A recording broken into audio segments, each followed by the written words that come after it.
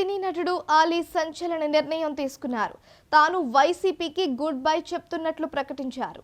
తాజాగా తాను రాజీనామా చేసిన లేఖను వైసీపీ అధ్యక్షుడు వైఎస్ జగన్ కు పంపారు. ఆలీ 2019 ఎన్నికలకు ముందు వైసీపీలో చేరి పార్టీ తరపున రాష్ట్ర వ్యాప్తంగా ప్రచారం చేశారు. అయితే ఆ ఎన్నికల్లో వైసీపీ అధికారంలోకి వచ్చింది.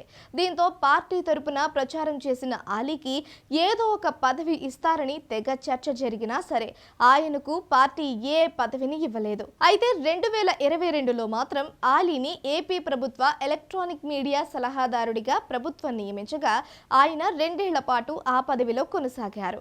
అయితే ఆలీ 2024 ఎన్నికల్లో తనకు ఎమ్మెల్యే అభ్యర్థిగా సీటు వస్తుందని భావించారు. కానీ ఆయన ఆశ నెరవేరలేదు. అయితే తనకు టికెట్ దక్కకపోవడంతో ఈసారి వైసీపీ తరపున ఆలీ ప్రచారం చేయలేదు. అయితే కూటమి అధికారంలోకి రావడంతో ఆలీ గురించి చర్చనీయాంశంగా మారింది. సినిమాల్లో తన కామెడీతో లక్షలాది మందిని నవ్వించిన ఆలీ తనకి సెకండ్ ఇన్నింగ్స్ కి అవకాశం ఇచ్చిన రామానాయుడు కోసమే 1999లో రాజకీయాల్లోకి అడుగు పెట్టినట్లు తెలిపారు.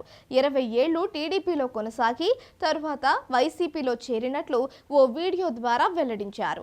తనకు అన్నం పెట్టింది తెలుగు పరిశ్రమ అని 45 ఏళ్లుగా 6 భాషల్లో 1200 పైచిలుకు సినిమాల్లో నటించినట్లు తెలిపారు. తనకు సాయం చేసే గుణం ఉందని, దానికి రాజకీయ బలం తోడైతే మరింత సేవ చేయవచ్చనే ఉద్దేశంతోనే పాలిటిక్స్ లోకి వచ్చినట్లు ఆలీ వెల్లడించారు. తాను ఉన్న పార్టీలో ఉన్న నాయకులను పొగిడాను తప్పితే ప్రతిపక్ష పార్టీలోని నాయకులను ఎప్పుడూ తిట్టలేదు అని వెల్లడించారు. ఇకపై రాజకీయాలకే దూరంగా ఉంటారని ఆయన ప్రకటించారు.